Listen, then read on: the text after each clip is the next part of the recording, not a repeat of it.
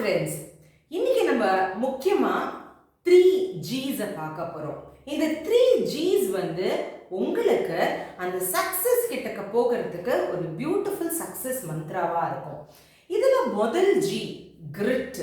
So கிரிட்டுங்கிறதுனா நான் ஒரு விஷயத்தை நான் செய்யணும்னு முடிவு பண்ணிட்டேன், அந்த முடிவில் நான் அப்படியே திருடமாக அந்த இடத்துலையே இருக்கேன், அதுதான் கிரிட்டு.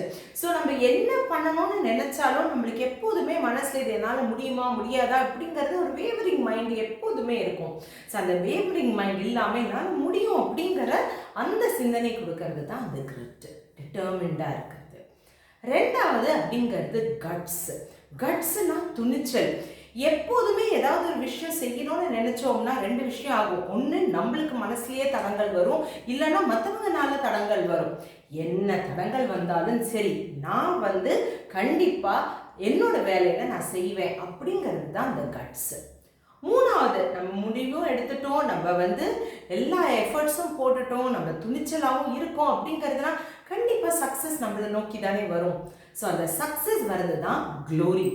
ஸோ க்ளோரி அப்படிங்கிறது நீங்கள் நினச்சிங்கன்னா சில பேருக்கு பணம் கிடைக்கும், சில பேருக்கு பொருள் கிடைக்கும், சில பேருக்கு பாராட்டு கிடைக்கும். என்ன கிடைச்சதுனாலும் அதெல்லாம் தான் உங்களை சார்ந்த அந்த க்ளோரி.